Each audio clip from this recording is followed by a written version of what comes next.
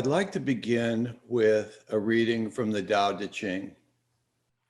The supreme goodness is to be like water, for it benefits all things without contention. Live in accordance with the nature of things. In dwelling, build your house on solid ground. In being, keep your mind still, seek the depths. When giving, be generous and kind.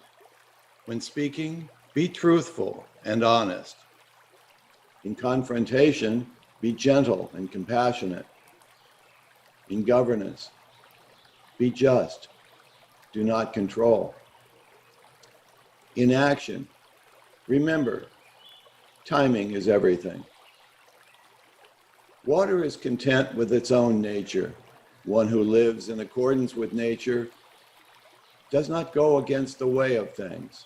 One moves in harmony with the present moment, knowing the truth of just what to do. So, I think what we want to learn is, what do we mean by autonomy? And autonomy, it has its own laws. We have a sense of self-governance.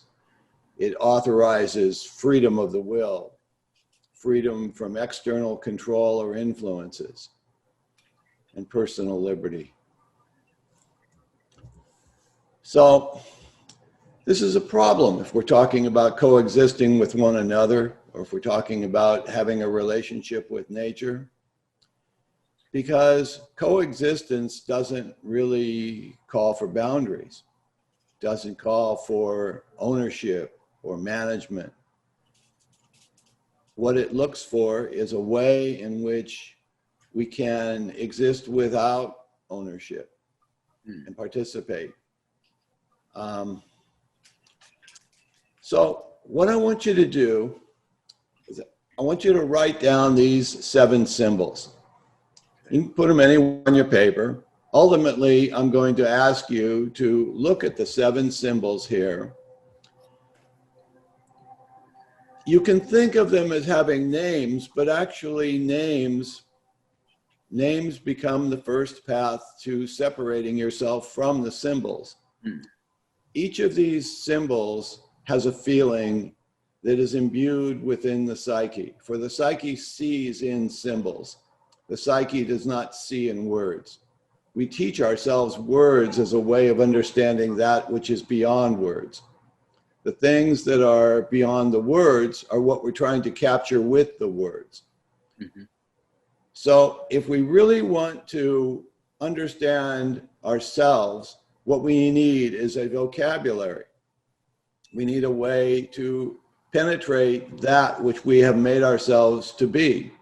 And everything that we think that we are can be penetrated by using symbols. And we know that symbols exist in art and in music and in the natural world, but let's try to get to the thing itself. So if you'll write these 7 symbols down, ultimately what I would like you to do is think of the one that means or resonates with you most deeply. You have a circle, we have a spiral, we have a cross, we have a square, and we have upward and downward triangles, and we have an equal sign. Together, these symbols convey the archetypes that we're inhabited with. And if you think about what archetypes are, they're governing principles. And what they do is that these archetypes, they are the engine of the divine world, of the world that we have found ourselves inhabiting.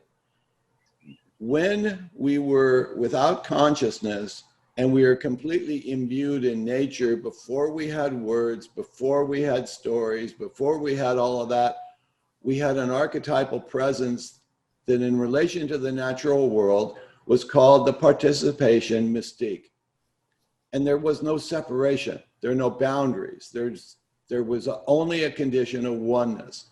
If you think about animals that live in the wild, if you think about your own pets, if you think about the birds that you see around, they have no trouble fulfilling their archetypal nature. Their archetypal nature is who they are. It's only human beings that have learned to separate themselves from the world that we live in. And Joseph Campbell talks about it, and he says that the myths are ways that we recapture our orientation to the cosmos, to the culture, to who we are. And so we make up stories to talk about what it is that is who we are and how we're going to go about doing it. But often what happens is that we start finding the stories and we never get past the stories to the archetypes that are driving the stories into existence. The stories are there to convey beyond. Ancient cultures had storytellers and shamans that could deal with the unconscious. And the unconscious is where the divine lives. The divine manifests itself in the physical world. But we need devices in order to penetrate and get past the appearances of the world. Modern culture has made big business out of telling you that here are the images that you ought to see yourself in. So we've become largely narcissistic by looking at magazines and movies and what have you, and we see, oh, that's who I would like to become. And we stop at the surface and we imagine or manufacture ourselves into being a certain way, and that's where we go. These 7 symbols will allow you to orient yourself in a way. And what we have going across here, this is a device that I constructed that allows you to look on one hand over here with the equal sign and over here on the square to look across the continuum of a relation.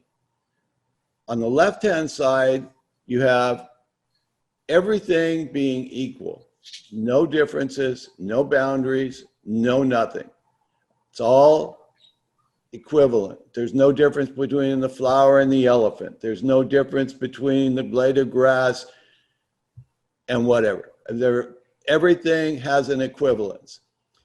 As we move through understanding to the right-hand side, what we have is a construction of a square. And a square is one of the sacred geometric concepts that human beings have come up with. It's rational, it's logical, it's also cold, it's very patriarchal. That's our relationship axis. Up and down, we have the identity axis. So we have the 2 triangles that represent the solar nature of our human consciousness. And you can see this in religion, where we point to the sky and we build tall steeples and we do all of the things that get us off of the ground. And then we have the lower. We go into the depths and we plumb the depths and we go into the darkness of the soul.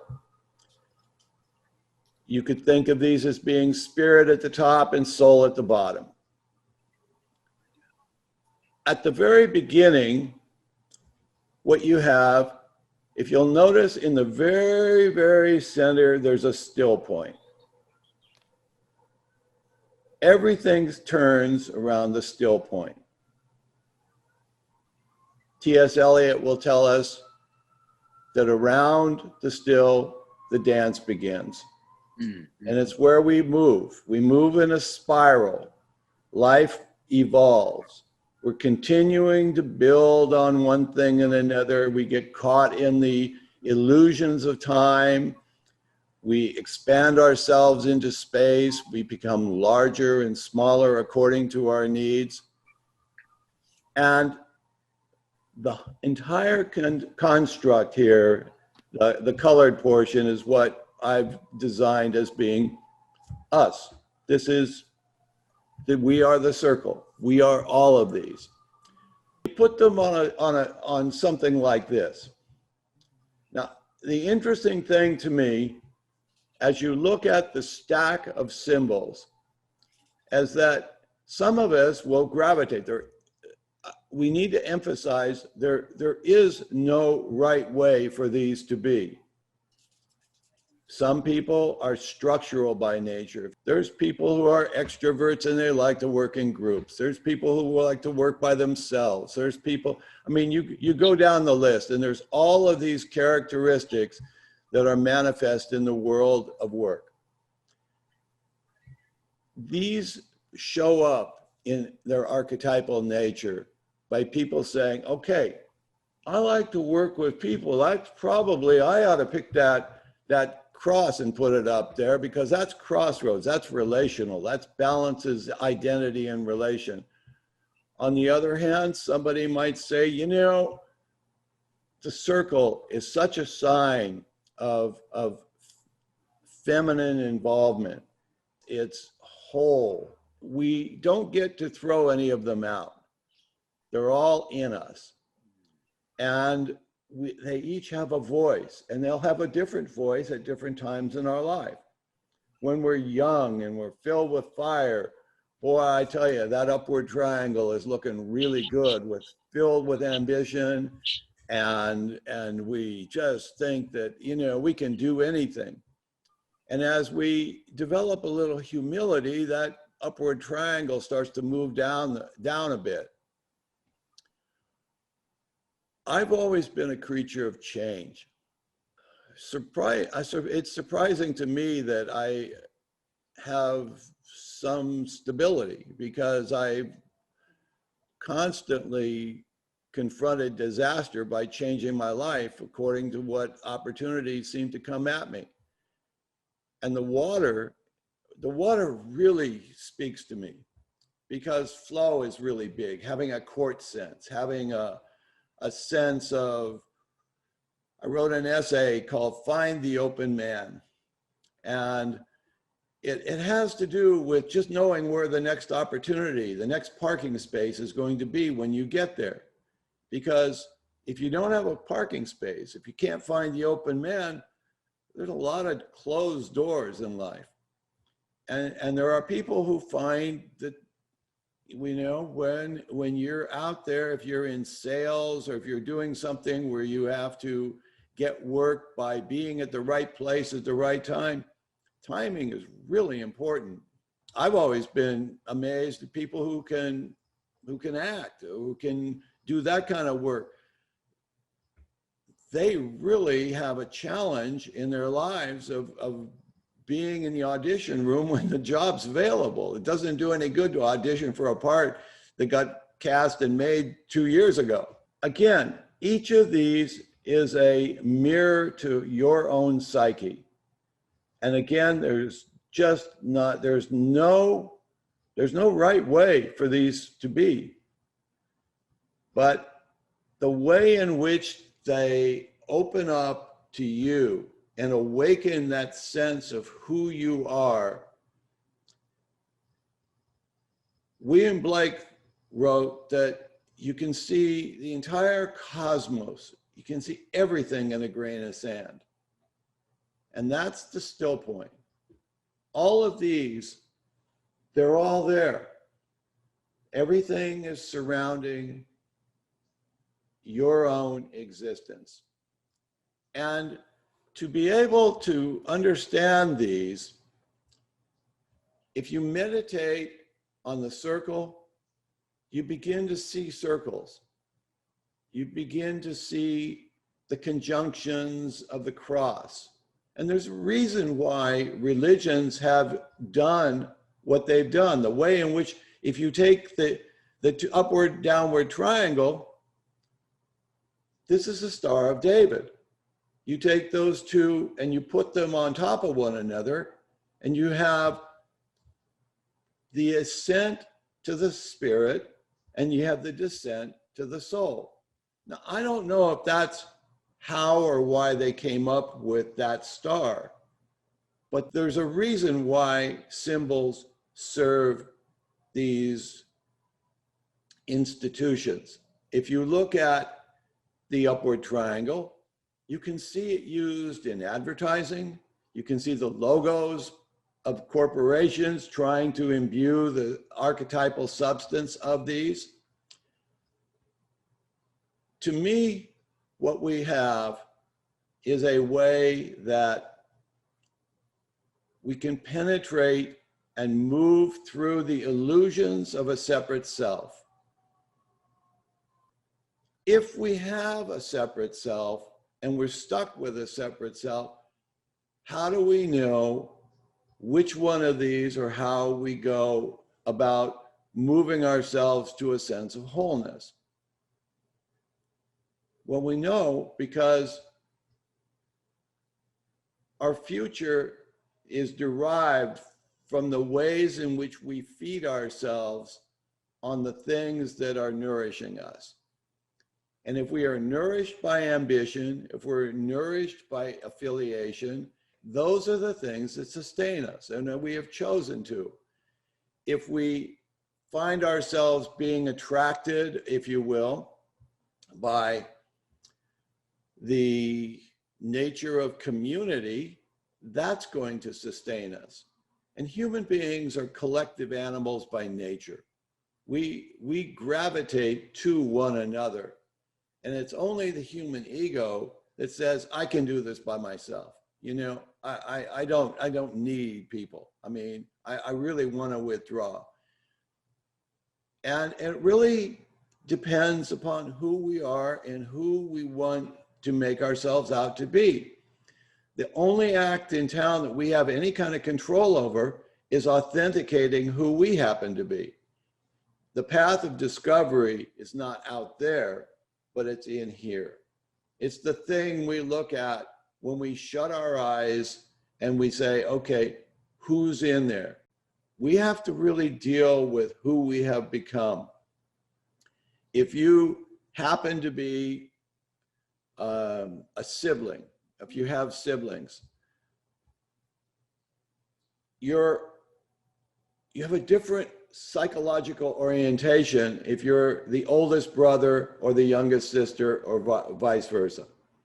Wherever you happen to have found yourself, these archetypes, in a way, are influenced by our geography, our parental unit, our community, what family we happen to have been born into, what time that we happen to have been born, the influences of the cosmos.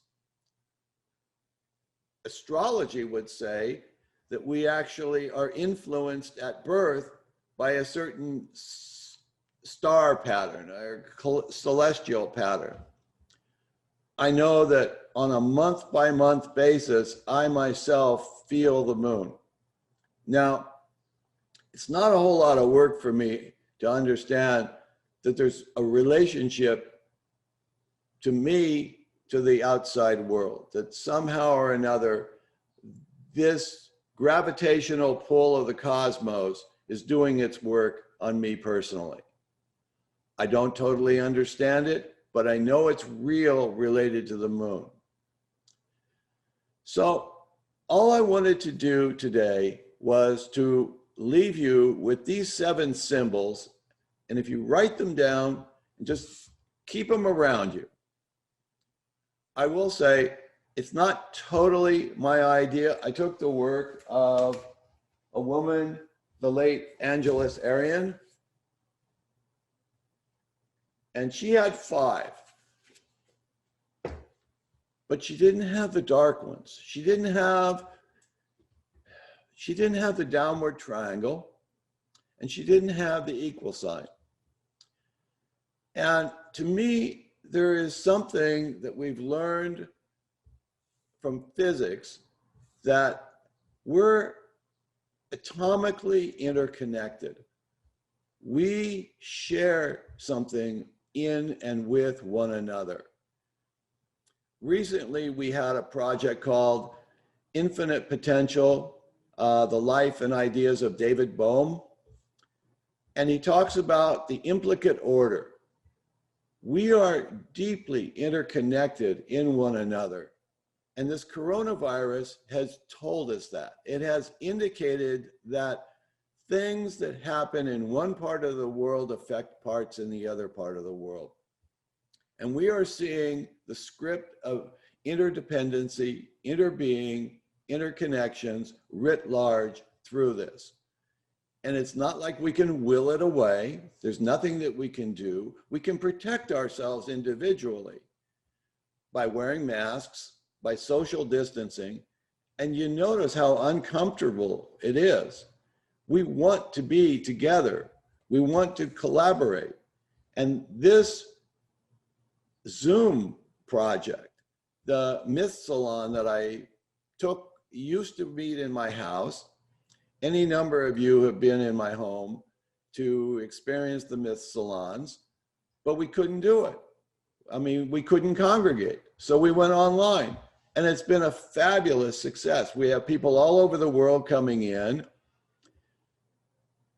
It tells me that this drive to interconnect, to express and participate in interconnection unites the circle. That equal sign on one end and the square, the rational patriarchal square on the other end, they come full circle. And we find ourselves returning, again, to use T.S. Eliot, to a place that we started. That condition of oneness that's inescapable. That sense of oneness, you can stand and you know, if you've had a feeling of deja vu, and you go and you've been there. I don't know when I was here, but I've had this exact feeling. I've had this sense coming over me, and I don't really know. Well, that's the equal sign in the square, wrapping itself around the circle and using the spiral, the motion, the evolutionary nature of the human psyche as a way of traveling that distance. One final note on this, I had come up with a really elaborate way of communicating these 7 symbols and how they moved and what that, but I made it over 20 years ago. And the arrangement was different. I think that was interesting to me. When I did this process on myself, the upward triangle was above the square. And I've always had the notion of change, feminine wholeness, and conjunction, affiliations, as being the 3 that really seem to float my boat. And I discounted the rest. I've done a lot of work with like the shadow sides of science or the shadow sides of the rational world. And we can get trapped in these boxes. So I really wanted to push that one down. I'm very big on trust. I'm very big on the idea of opening myself up to a new opportunity and stepping off and trusting that the world will rise up to greet me. And I've lived by that. I mean, I know it works. If you have faith in that's going to happen, it'll work for you. It'll do it. But you can't jump off the cliff and say, well, I wonder if I did the right thing. You got to know that it's going to work, and it does. I have a question, Mr. White. Yes. And that is, you said we should draw these symbols and have them with us, carry with them, maybe in our purse. How do they help us in real life? Minnie, if you take these symbols, it's a roadmap. You're inside your mind. What you have is, let's say you're going to go shop for groceries. If you tend to be a list maker, let's say you leave your list at home by accident and you get to the store and you go, oh my God, I can't remember what was on my list. That's an indication of how your mind works. And once we know how our own minds work, we can do something about it. Human beings like being in control. It's why some people make lists and other people don't. Not everybody makes a list when they go to the supermarket. And some people go to the supermarket and they wander down the aisles. They just do it. That's how they shop. That's worth knowing about yourself. Do you need to know where you're going before you go there? Because if you know where you're going, that's the path you need to take. The Cheshire Cat in Alice in Wonderland looks down at Alice and says, where are you going? She says, well, I don't know. He says, well, that's great, because if you don't know where you're going, any path will get you there. That's useful to know. If you need directions, that's useful to know. So this is a roadmap. And they don't mean anything if you don't put them in an order. It's like looking at a map and tearing up the pieces and putting them back together in a random order. If you don't have them in an order, they don't do anything. But putting them in an order does something. You can take those 7 symbols and put them like this, and that'll tell you something. I can tell you by looking at this, that person's not a list maker. Otherwise, the square would be further to the top. Or the triangle, the upward triangle would be at the top. Because the upward triangle and the square are about structure and order, achievement, goals, those sorts of things that get us somewhere. If you don't care where you're going, then you can take any of these things. So the more you are comfortable with the uncertainty or the ambiguous nature of existence, and life comes at us with an ambiguous path. It is water. It's not rocks coming at us. It's coming at us with a certain amount of flow. And my feeling is that you can build a dam around yourself and protect yourself from the water, or you can figure out how to let the water in. Thank you. Jasmine has a question. Okay. So the connection between astrology and the symbols, can you explain that one more time? And yeah, the connection between astrology and how the symbols relate.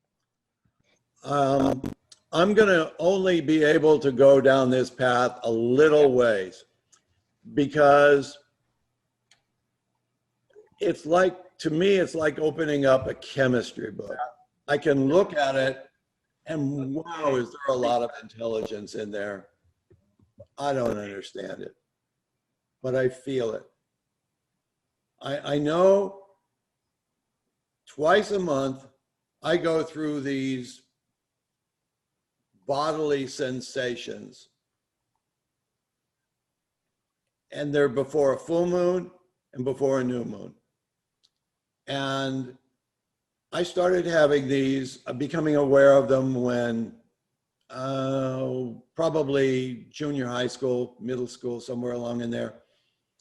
I didn't know what they were. I just knew that I got these periodic episodes where I just felt agitated or uneasy or having these bodily sensations. And I was probably somewhere in my 20s or 30s when I began to associate it with the moon. And I realized these things are happening because the moon is having its effect upon me. And it's real. I mean, you can look at the tides, and we know that the most dramatic tides, and we're made out of water. So I began to look at that, and I began to pursue an awareness of that. It hasn't stopped it, hasn't made it any less demanding upon me, but it has given me more comfort and more ability to respond and coexist with others, because part of our relationship is physical. I mean, if you're all agitated and you're kind of coming on to everybody, that's not pleasant for other people. And so I began to kind of realize, okay, these are good days for me to do studio work. And so if I'm feeling all like edgy and everything like that, that's not a good day for me to be out in public and doing producing and talking to people and being in meetings, if I can control that. If I have control over that kind of thing, that's a good day to do housework. Housework is great prior to the moon. Dana, I love this. I'd love to get a copy of this. I'm just really excited to see it. I can see myself at different times of my life with different symbols up at the top. Yeah. And it is, you know, Gary Bobroff does the Tony Wolf's archetype. And I had that same kind of excitement, like there's a part in me or an itch in me I couldn't reach, and oh my gosh, there it is. It's very exciting to me. And how I'm for sure the spiral at the top. Sam just said, yeah, but I'm a list maker, so I'm also the square. I mean, I'm looking at where I am now in my life, and I'm really very much struggling with the square. Oh, the square. And bring that up more in my life and my way of living and being. It's getting in my way that it's not higher up on my list. I just love this. Thank you for bringing it to us. And you can't force the position. You can't take one symbol and say, well, I want to be like that, or this is the arrangement that I like. I mean, you know, you have to authenticate what it is that comes from who you are. That's why I say, don't look at the words on the right, look at the symbols. Just let the symbols do their talking, because that's the psyche talking to you. Your own psyche has a way of participating with you. And we think of ourselves as having a separate psyche. Our psyche is a continuity of relation with the entire cosmos. We are of one mind. There is, if we think in purely physical or metaphysical terms, there is only oneness. And it's our sense of, or the illusion of a separate self that keeps us from perceiving that oneness. That oneness is that place where we get where it's silent and still. And I worked this book. I had the great privilege of working and meeting a man named Joseph Bograd, and his doctoral dissertation was cultivating the still point. Everybody's life should have a gift like that come into me. And then after his dissertation, he came to me and says, I want to make a book. So we produced this book together. It's called Cultivating the Still Point. Being relational by nature myself, I would like to get to the place where I can inhabit the still point. I know what it is and I know where it is. I'm an extrovert. I can't help that. If I look at Jung's types, I'm an ENFP. And it's one of the most minor of the 16 psychological types. The problem with it is that we live in a sensate, thinking, judging culture. When you look at what drives our culture is driven by image. They know, the advertisers know that you respond to images. So they put images in front of you that you will buy, products that you will use. They put things in your world that will become detractors to your true nature. The thing about it is that your separate self is the barrier that every culture and every religious tradition has tried to overcome.